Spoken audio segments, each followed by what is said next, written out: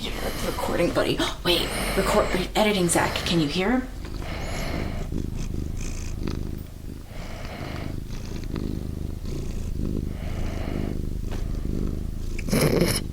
Okay, I just wanted a little bit of that.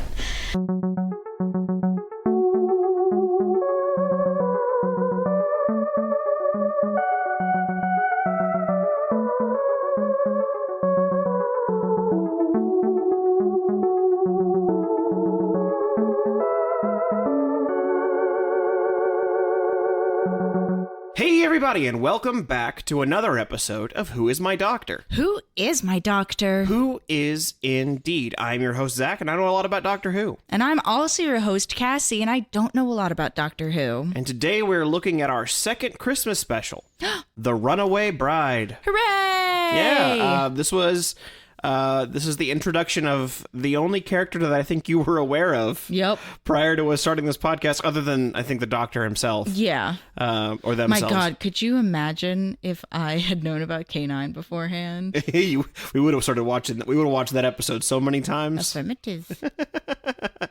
Now, this is the introduction of Catherine Tate in The Runaway Bride. This isn't part of the prophassie, but why don't you just tell me how you think how you envision her companion might be based on what you know about her from The Office. So I have a confession to make. Okay. I've cheated a little bit. And it wasn't on purpose. It was the almighty algorithm finding me out somehow. And it just has started sending me so many Doctor Who clips. Oh, no. Some of them are David Tennant and Michael Sheen because I admittedly watch a lot of those clips. So it was just a natural progression of internet learning. You're listening to Good Omens on audiobook, and you've been looking up a lot of David Tennant, which means you must like some of this buddy comedy. So I do know a little bit already about their particular dynamic in, like, specifically the scene where they're communicating to each other through portholes. Oh, okay. I mean, that's a good scene. I'm a little sad that got spoiled for you. Yeah. But that is a good scene. Yeah, me as well. Just because afterwards I was like, haha, wow, such fun. And I was curious and looked through the comments and everybody was like, LOL, favorite scene, best scene from that season. And I went, fuck. Now, the good news for you is I don't know what episode that is. Okay.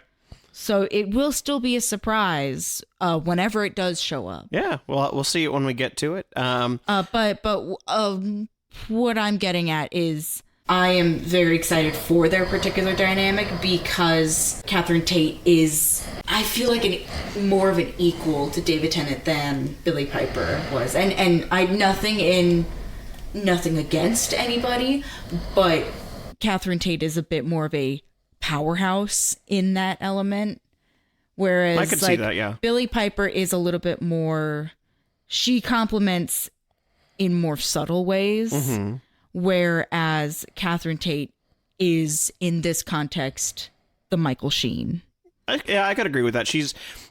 They contrast in sort of the opposite way, where Rose is sort of the more ordinary person.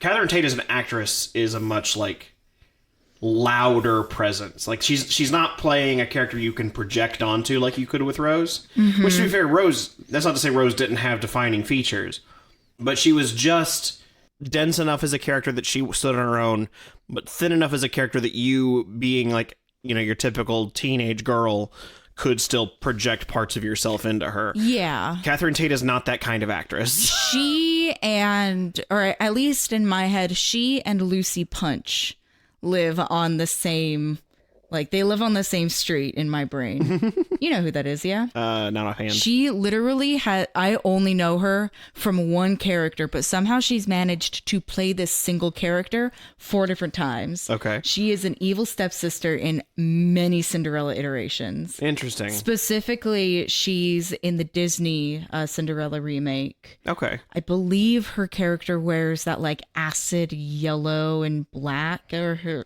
her designated colors. Okay. And then, did you ever see Dinner for Schmucks? No, I did not. So I know what we're watching after this. It's a movie that can be a little mean-spirited at times, but it has Steve Carell playing a big old dork. And I love watching Steve Carell play a big old dork. But in it, she's also in it, and she plays a very, like, loud, not in volume, loud in personality. Mm-hmm. However, in any case, in my head, Lucy Punch and Catherine Tate are neighbors. And they share cups of sugar, and sometimes the sugar turns into salt, and it's for the plot. It's only for the plot ever. Well, let's dive into the Cassie prophassie here a little bit. Much like in the last Christmas special, they get attacked by a symbol of Christmas. No, not again. I'm going to let you see if you can...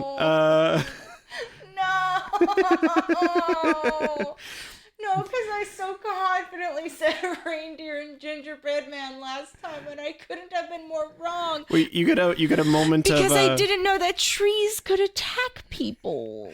Well, you get a moment of retribution here. No, a possible moment of retribution. No, because I have a horrible sinking feeling in my gut that it's going to be Santa and Christmas trees again. Well, it's just one this time. It's not two. That's somehow worse. So I will let you take a guess. Snowman. Snowman? Yes. Okay. Like Jack Frost. It's going to be a Michael Keane snowman type villainous, made out of polyurethane and like that stuff flocking. Alrighty. And the second part of the prophassie for this episode today is this special features an alien called the Rachnos. And would that inform the kind of Christmas character that it would not. Okay. Just to help you out, it would not inform the character at all. I will tell you that they are a hybrid between a human and a snowman. Well, they're a hybrid between a human and a traditionally scary animal. Would you like to guess what that animal is? Traditionally scary? Yeah, meaning enough people find this animal scary that I think... Now, when you say animal, do you mean, like, you need to be way more specific? When I was a child, my hyperfixation was animals. Mm-hmm. So I need you to be specific. Are we talking mammal? Are we talking arachnid? Are we talking insect? Sea life, does it reproduce? Does it give live birth? Does it lay eggs? I need specifics. Like, if I give you too many specifics, then you're just going to guess it from that. Okay, yeah, but if you say animal, for me, scary animal, lizard. Lizard is fucking terrifying. I would think lizard counts as a scary. But when I say lizard, I don't mean big Komodo dragon. Those are cool. Those fuck. I mean, my particular fear are the little teeny tiny ones that are fucking everywhere. And they size you up when you walk by and they start doing push-ups so you know how strong they are.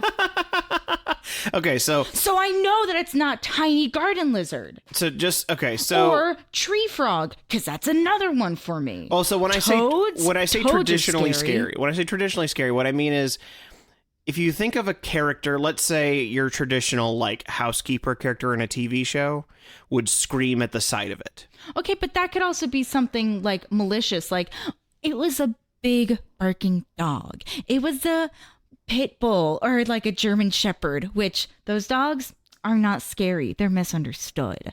Or they have horrible owners who don't know how to train them correctly, so they're just wild. Any dog is wild when you don't train it correctly. But it could also be something like a wolf. Wolf is also a kind of dog. If I saw a wolf hanging out outside, my reaction would be to go out and try to pet it. That's the wrong reaction. But I'm a white woman, which means that animal's gonna love me. Could be a bear. Bears are scary, but also pandas. Panda's also a type of bear. Those animals were not bred to be, they shouldn't even be alive. They're only alive because humans said, no, we're keeping you around. There are more panda bears in captivity than there are in the wild because they don't know how to fuck. So here's what I'll say then.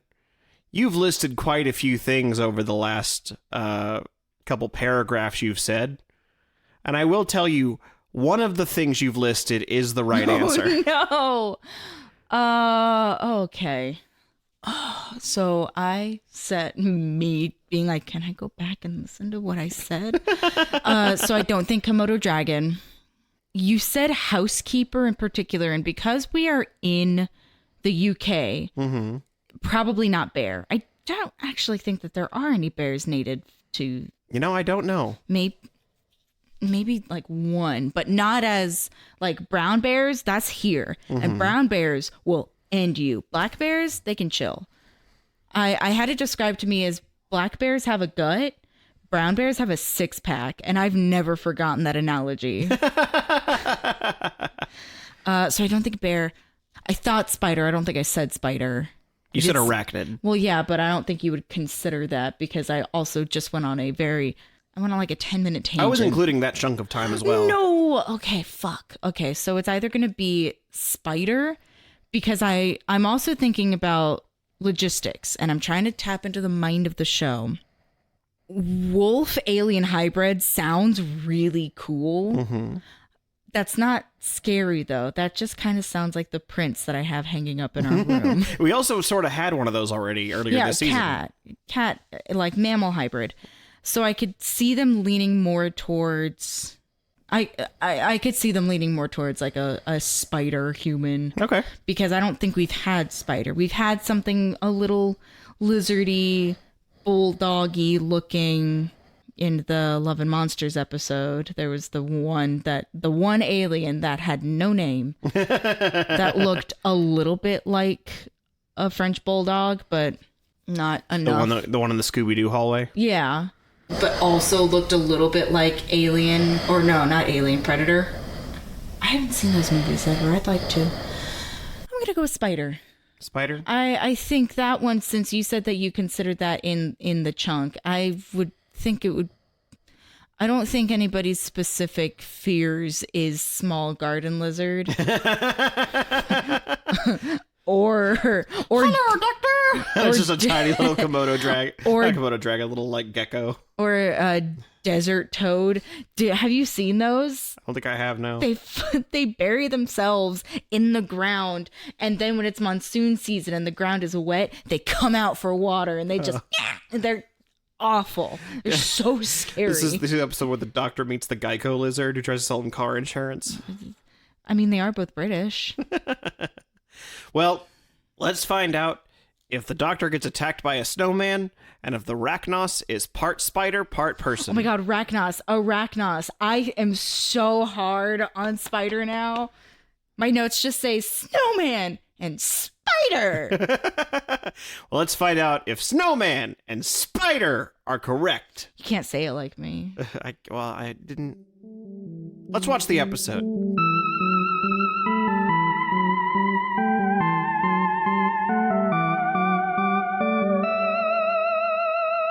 Hey there, are you a cop? You have to tell me if you're a cop. But if you ain't and you either have or are under the age of 21, then come on down to Crazy Kenny's Underage Casinos. We got all the games a kid don't understand, like Texas Hold'em, Baccarat, and Keno.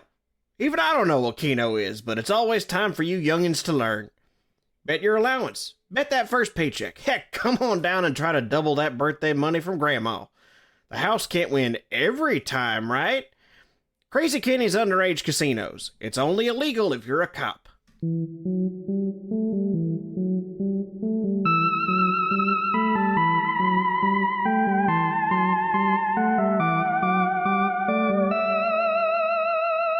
And we are back from the Runaway Bride. Hey, Zach. Yes?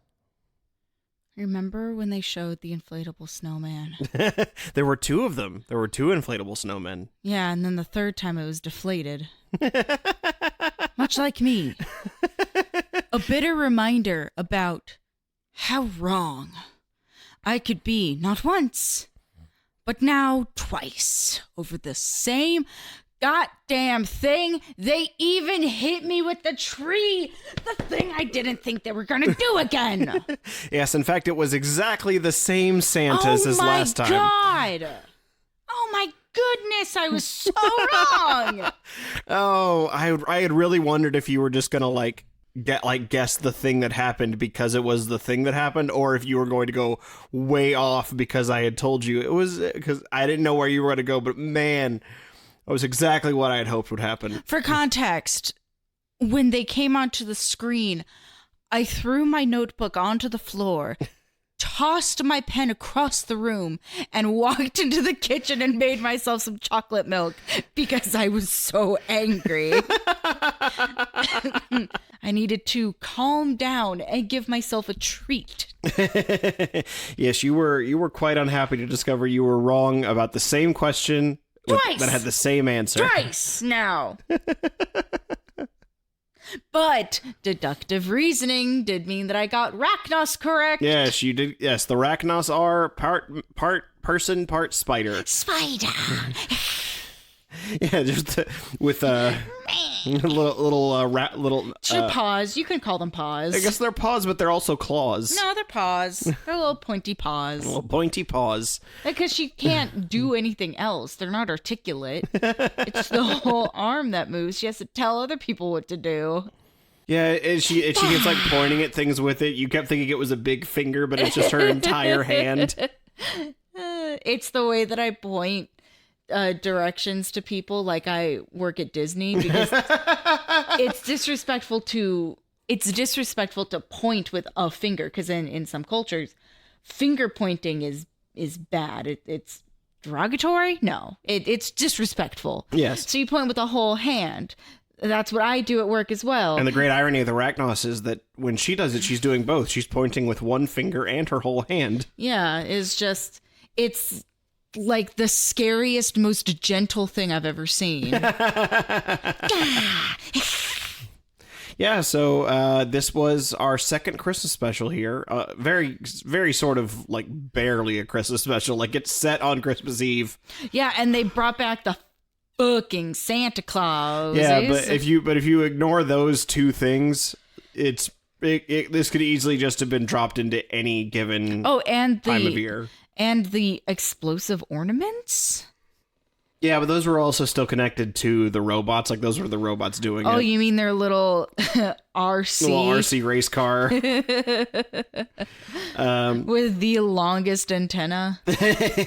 Well, that's how you know it's sci-fi, Cassie. Uh-huh. If it just had a regular length antenna, you would think it might just be a regular RC car remote. They can't get a GameCube controller painted gold and stick an RC car antenna on it. That's all that was. So I think the biggest thing here is the Doctor and Donna. How did you like the way that they were playing off one another? I thought it was interesting because I do like that Donna's batshit crazy. Yes, she is. But because of that, she is so willing to accept the Doctor's isms so fast. Yeah, she's 10 pounds of attitude in a 5-pound bag. And because of that, because the episode is not her just trying to unravel what this means. What are you? Who are you? She immediately accepts you are not of this world. I've decided you're a Martian. Therefore, there are things that I don't understand. You explain it to me, but just make sure that I get back home. Yeah. Like, fix the fucking problem that I'm in because you clearly have the answers. But after this, I just want my bed. Which, so relatable. Yep. But this is not the start of Donna's journey as companion, as you learned at the end there. No, yeah, and I picked that up through osmosis as well. Yes, there's a different companion next season, but we'll get to her next time. For now, though, let's go down the episode here a little bit. It opens with the same shot we've seen 2 other times of just someone rolling past the Earth. Yeah, they just skip over North America, and right as they're getting into Europe, they zoom very quickly down into the the British Isles. Yes, and it is Donna Noble's wedding. Yes. And she is walking down the aisle and then just starts screaming. My favorite is that everybody's like, is this a trick? Again? Like, oh my God, she's done this before? She apparently does things for attention. She's very specifically like does sorts of stunts to get attention, it seems. Yeah. But then she is teleported from literally the middle of the aisle into the TARDIS, which she describes as, quote, not even a proper word. Right now, where am I? Inside the TARDIS. What? The TARDIS. What? The TARDIS. The what? It's called the TARDIS. That's not even a proper word. You're just saying things. I like that she's more upset at the fact that she's confused about where she is. Not necessarily that she's been kidnapped or that she has seemingly phased in and out of existence, but she's upset that TARDIS is a fake word. I mean, she's definitely upset about being obviously taken from the middle of her wedding, and she believes she's been kidnapped, but the Doctor is not acting like someone that kidnapped her. Here's the thing. She thinks that this is a joke by her friend Nereus. Yeah, Nereus. Which is so funny. Yeah. That's one of my favorite tropes is when it's like, oh, did Ricky put you up to this? God, that guy's hilarious. Always pulling pranks. I love that. Every time. It just tickles me so much. Well, especially because I believe they tell you who Nereus is later at the reception. Yeah, I was really hoping that Nereus would be like in Bob's Burgers. You have Linda and her best friend Ginger. Mm-hmm. We've never met Ginger. I think there might be a episode where you hear her on the phone. I don't think that you ever meet her. And that's another one of my favorites where it's this person that is so important to the other like character, mm-hmm. but they just don't exist. Yeah, I did enjoy when you look back at it though. Nereus was at the wedding too, and she was very like she was looking at Donna's like dress, like it's so nasty, and I'm like, what the fuck is this bitch doing? This mean girl. Like, why is she invited? She's clearly nasty and mean. No. See, she's got a sense of humor. If she pulls pranks, then we know she's silly. And so the Doctor's trying to find out how Donna got teleported into the TARDIS. Mm-hmm. And she's trying to rattle off all the different possibilities of what could have happened. What makes her special? What makes her important? Why would the TARDIS fish her off of Earth? And one of his options is that Lance could be, quote, a bit overweight with a zip around his forehead. I'm so triggered. Yeah, I watched you, convulse slightly when it happened. In that moment, I don't use that word lightly. I was so very triggered. Like you had just stepped in a puddle with socks. Don't you dare ever say that about me. Because as soon as you said that, my feet had the memory of stepping in a puddle. But it wasn't a puddle. No. It was hairball that I managed to step over twice, and then the third time stepped in it. Uh-oh. It's a kitty cat attack. I'm fine. I will say, to completely interrupt, switch gears, so much plucky music in this episode. Yeah, there's a lot of I feel like I'm sounding more like a banjo, but it's like a piano or a clarinet, like plucked strings on violins that are boop, doot, doot, doot, doot, doot, doot. And sometimes louder than the actors, which is ironic considering how often the Doctor remarks how loud Donna is. Yes. And Catherine Tate's definitely quite a loud woman. It works. Because they're loud together. It's wonderful. I love shouting.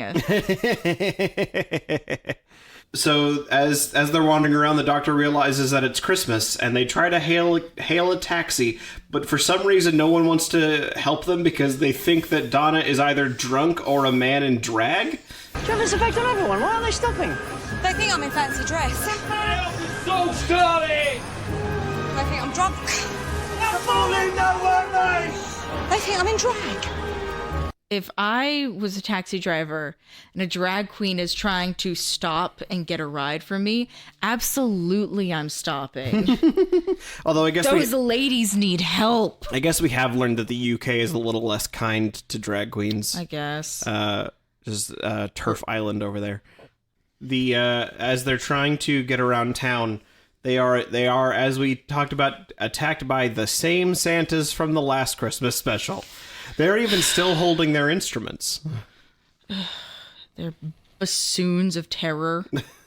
Tubas of terror. Tubas of terror. The trombone flamethrower that didn't project any flames this time. In fact, none of their stuff actually fired. No. It was very silly that they saved all their fire effects for later.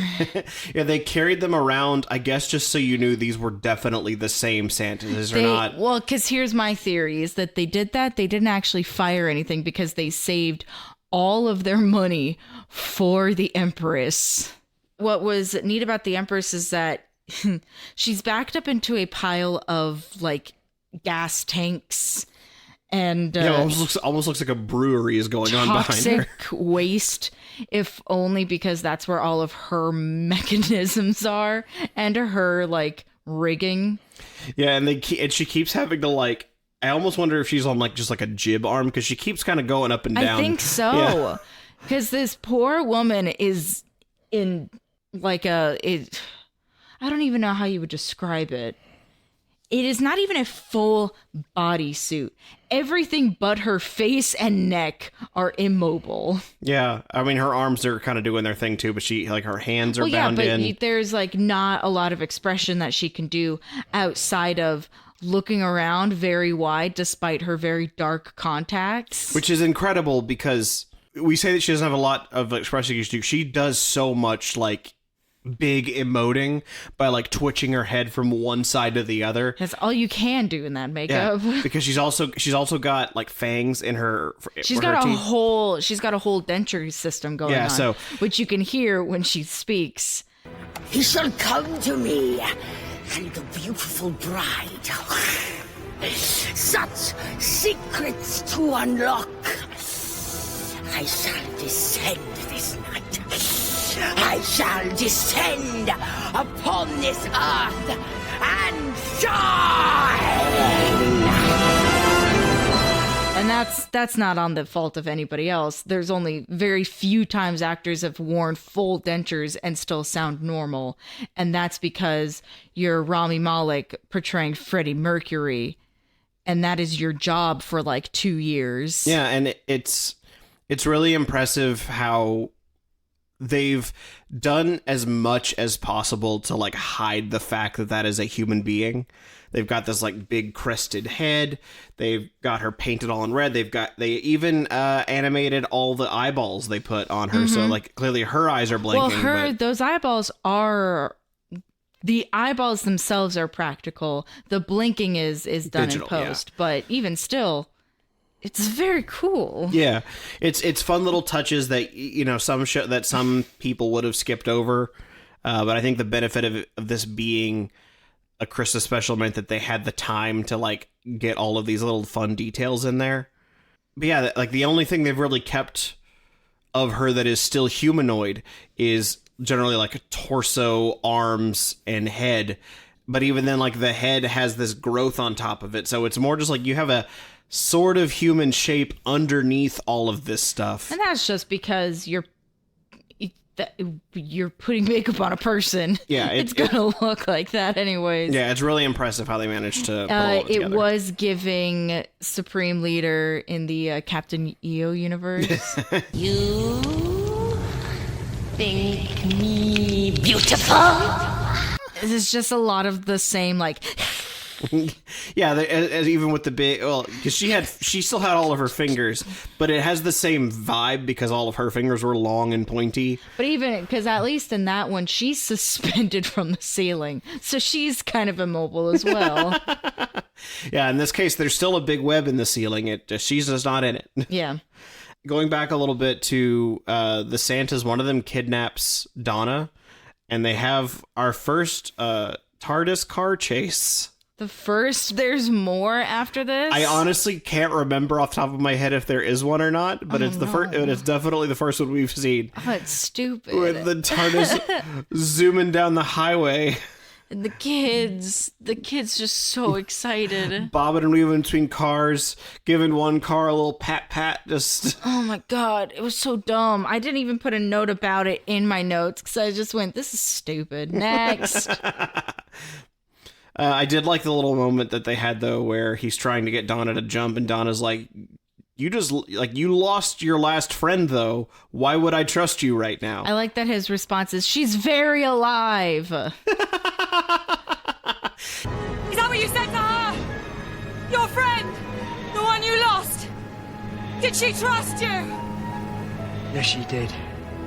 And she is not dead. She is so alive. Now jump! You gotta hand it to David Tennant, because I feel like a lesser actor could yell the phrase, she is very alive, and it doesn't sound like he means, like they would mean it at all. But David Tennant, you're like, no, he does mean it.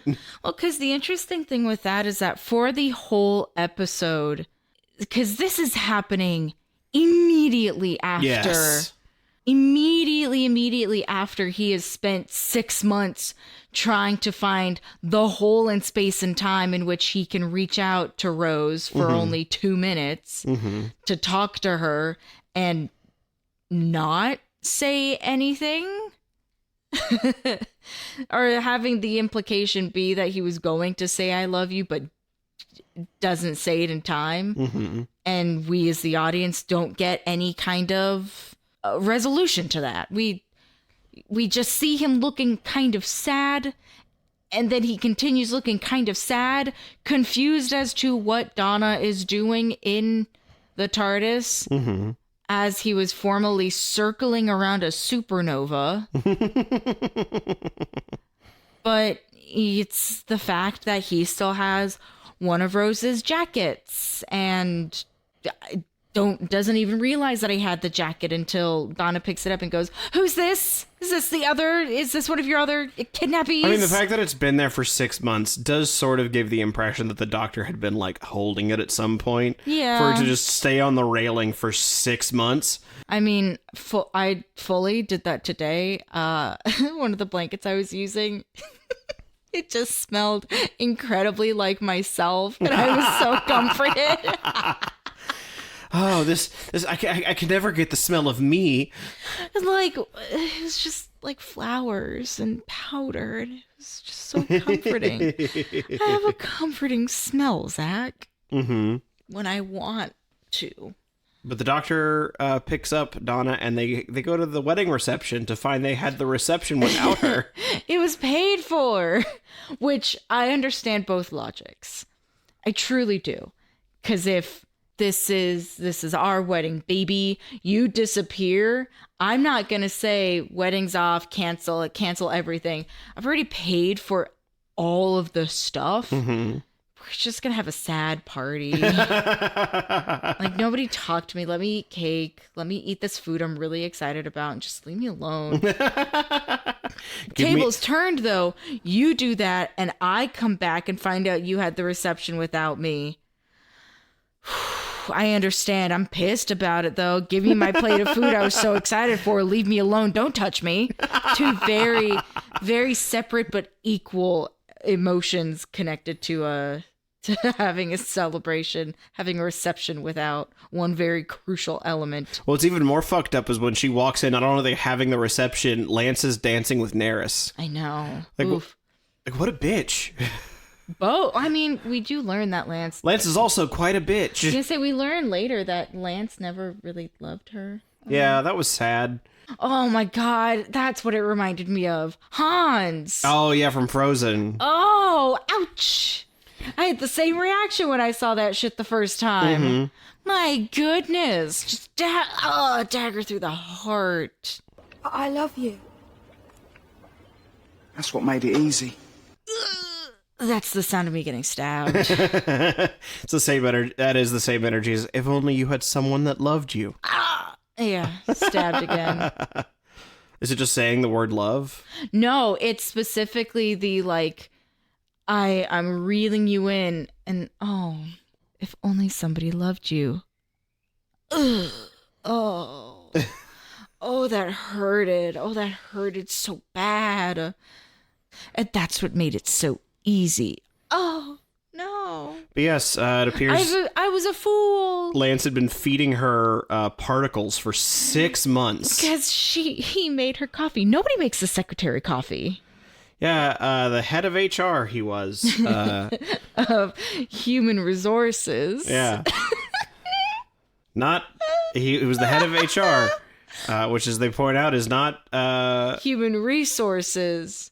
Human resources. That's so funny.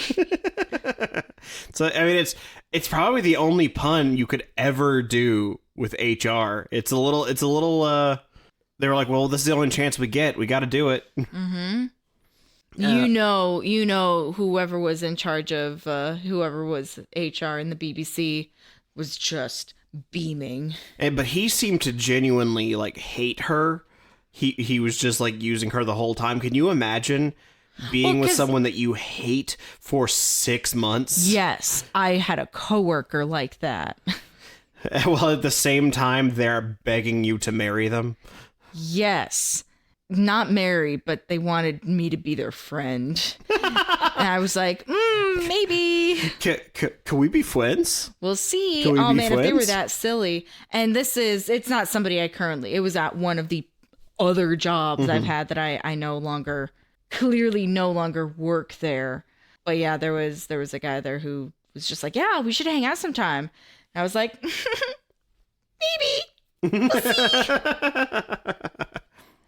At the wonderful pleasure of living so far away that it was like, ooh, sorry, bud, can't hang out in traffic. Yikes.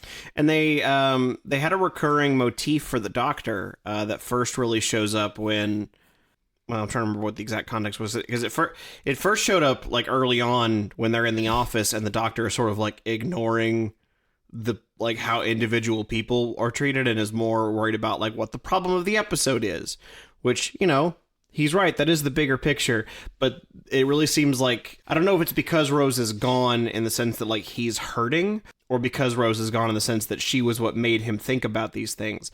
There's a few times now where the Doctor has sort of ignored the little guy in favor of solving a bigger problem. I think that it's a little bit of column A, a little bit of column B, because the Doctor is still so deeply fascinated by the human race. And we hear that when he takes Donna in the TARDIS to the beginning of... to the formation of Earth. And just how fascinated he is that the human race's job is to make sense out of chaos, to mark calendars with weddings and Christmas. And so there is still that, like, he feels the need to protect and you know, is the human race is still something that the Doctor is interested in, at the very least, to want to do something about, to protect.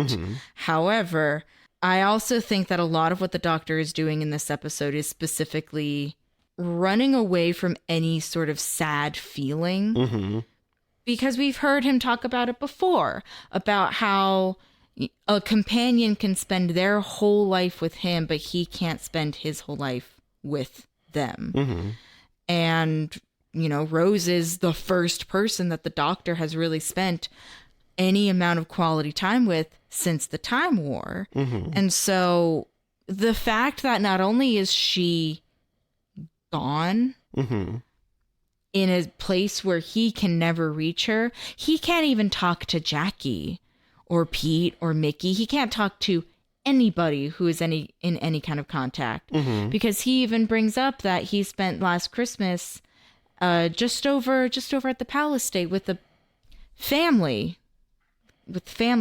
and friends. And so it's him getting those reminders every so often of like, oh yeah, these are people that I did care about, and now they are dead to me, and not because not of anger, but because that he can't do it. He can't reach out to them. They might as well be dead. Yeah.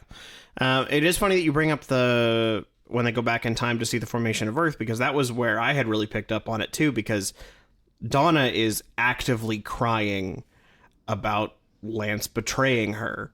And apparently not just like betraying her, but having lied to her 4 months. 6 months. Yeah, and 6 used months. her 4 months. And the doctor is just focused on, like, he's focusing on the mission. It really feels like he's maybe grieving in the way that some men do, cough, cough, me, by burying their heads in some kind of project. Yeah. His projects just happen to be saving the Earth. Well, because he also isn't ignoring Donna. He acknowledges that she's upset, but the way that he brings her in is by saying, like, oh, look, yeah, you can see it on the screen. Your method is probably a better idea. Come with me. Let's take a look outside. Mm-hmm. Because that's how she saw space for the first time. Yeah, and so that's how he's making her see the creation of Earth. That there are spiders at the center of the Earth. That's terrifying. just that millions of miles below. I actually don't. But not millions. Yeah, but that just thousands for sure. Thousands of miles below us is just a bunch of spiders waiting to feed on, I guess, us. I suppose her coffee. Yeah, that is like overall this episode. The Huon particles confused me. I don't fully understand what their purpose was and what the Arachnos' purpose was, other than to look really cool. I mean, more or less, they were a species that had been extinct for billions of years. I thought they were just dormant. Yeah, well, the doctor thought they were extinct, but they had been lying dormant at the center of the Earth. And they needed the Huon particles to be active for them to revive, for them to wake up, basically. But the only way you can get Huon particles is incubated inside a living being, so they were feeding it to Donna. But why would Torchwood need Huon particles in the first place? I mean, who knows? I mean, that was more like, I suppose that does raise a question, but it's also just like, that's not really a question that could have been answered by this story. Can I ask you this? Does it come back ever? Not to my knowledge. Ugh. So it's just there's a whole big confusing, convoluted web of mess that just doesn't have any purpose afterwards. I mean, lame. A web is a spider's doing. The key. The key. Yeah, the way that they stop the Arachnos, though, is by blowing a hole in this underground facility so the Thames can drown the spiders. Yeah, which have you ever tried to drown a spider? Yes, I've pushed many down the sink or down the toilet. It doesn't work. It doesn't work. They just come crawling back up. Now, I will say, this particular time, I've never tried lighting the room on fire as well. Yeah, it's the combination of water and fire. They got to be attacked from two elements. I guess. This poor Arachnos woman just being able to bounce up and down. My children. If only my legs worked, but instead I could just bounce up and down. Yeah, she literally can't crawl down and try to save anybody or anything. Yeah. I mean, even if she did, like you said, it's thousands of miles down. Her options are sort of like... You can hear them screaming, though. Yeah. I don't know if they thought through that part. And the doctor's just staring. Yeah, the doctor being... scary. Yeah, really dark as he's just Again, yeah. It was, I wrote down, doctor shows no mercy again. Because there's something about Christmas that makes the doctor evil. Yeah, where he gives them ultimatums. Where he's like, you can either stop now or else. And the or else is usually you die. Is I kill you in a horrific way. Yeah, so... they drain the Thames to drown the spider babies, which I don't know if there's enough water in the Thames to fill up a hole to the center of the Earth. No. That feels like it feels like you need a lot more water. It was the whole Thames, though. I don't know how big the Thames is. I don't know how volume works. I just feel like the Thames is a river that runs through England. So you can picture how, big that would be. But then picture England in comparison to half the planet. And I feel like There are probably some spiders that made it out of that. Yeah, but then those ones caught on fire, so we're okay. You got a fair point. We're okay now. She disappeared back up into her starship, which we didn't bring it up earlier, but when her ship appears and it just looks... Actually, I know what you said earlier about how this episode didn't need to happen around Christmas. However, the fact that her specific ship did look not unlike the Star of Bethlehem. Yeah. And they go, wow, Christmas. And then it just starts firing at people. I think you did need to have this happen at Christmas. Yeah, like that was... Because any other time would have been like, wow. A drone show? A star? This is 2006. There's no drones. Fair. I mean, war drones, but not fun. Not decorative drones. Yeah, it is funny when you look at... Because she even calls it the Webb Star. But by the time that but then it gets shredded to bits by cannon fire. By the time she gets back to her ship, she is so drained and defenseless that they're able to completely annihilate her. Just tanks firing at it as it appears to fall. As if they're just a stick webbing, like capturing a web from the corner of a room. Then they head back to Donna's house. Donna's parents' house, it seems. Or Donna's. Yeah, I guess that is her parents. But she gets dropped off, and then the doctor offers Donna to come along as a companion. And she says, "No, I want to see the world. I want to walk in the dirt." Yeah, and she's also like, "And you're scary. You're like a really scary dude, and you need somebody. But I'm not gonna be that person for you." And I'm like, you know what, Donna? Good on you. Yeah. Good for setting boundaries. Yeah. Especially right now at a time where you're really emotionally vulnerable. Yeah. She makes a comment about it. I missed my wedding, lost my job, and became a widow on the same day. Sort of. And not only that, the way that she became widowed is by watching the man who doesn't love her fall down into the spider pit. Yeah. And for a brief minute, she even goes, he deserved it. No, he didn't. Nobody deserves that. That's fucking scary. Yeah, and I appreciate that they, took the moment to be like, he didn't deserve that. Like, he probably deserved something, but he didn't deserve that. So it's also a little unclear how he got into cahoots with the Spider Queen. It seems like she had offered him, like, the position to, like, travel the stars with them. To be, the word that they specifically used was consort. Yeah, so I guess he was fucking the spider? I guess so. Yeah, that's... I mean, there's somebody for everybody. Everybody's got their thing, I guess. I guess. He likes a mouthful of fangs. She's got 8 arms to only use 2 of them and just kind of pat. Can you imagine she's like trying to hold him, but she doesn't have hands, so it's just like these 2 little claws are like rubbing against his face. They're there. Bap, bap, bap. Very warm, very inviting. Yeah, but... such love. As you've already seen due to the internet, this is not Donna's last appearance as a companion. She will come on later. But until then, we've got a season in the middle here. Au contraire, I don't know who the next companion is. I fully thought it was Donna. Yeah, we will. You will have to find out on the next episode of Who Is My Doctor? Who is my doctor? Who is indeed? Actually, the next episode won't be the start of Series 3. The next episode will be us looking at an episode of classic Doctor Who. Hell yeah, baby. Yeah, we're going to go back in time and see Scarfy McBighat. Scarfy McBighat. Yeah, he was the one who won the little poll. We'll be watching Genesis of the Daleks.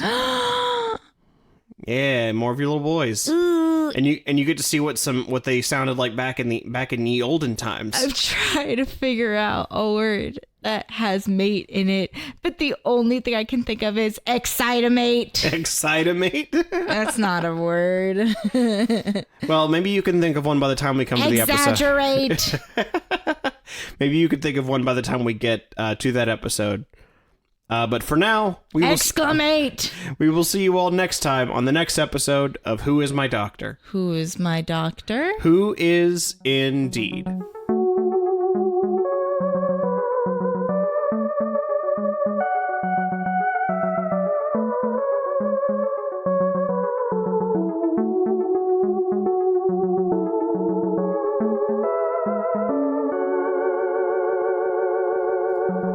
Wow.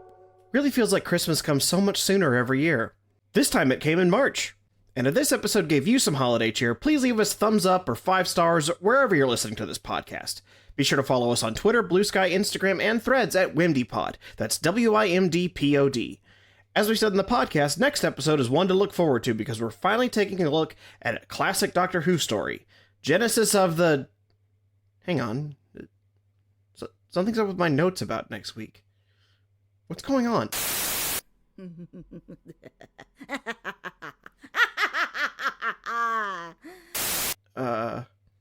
We'll see you next Tuesday, because your Tuesdays are now Who's Days.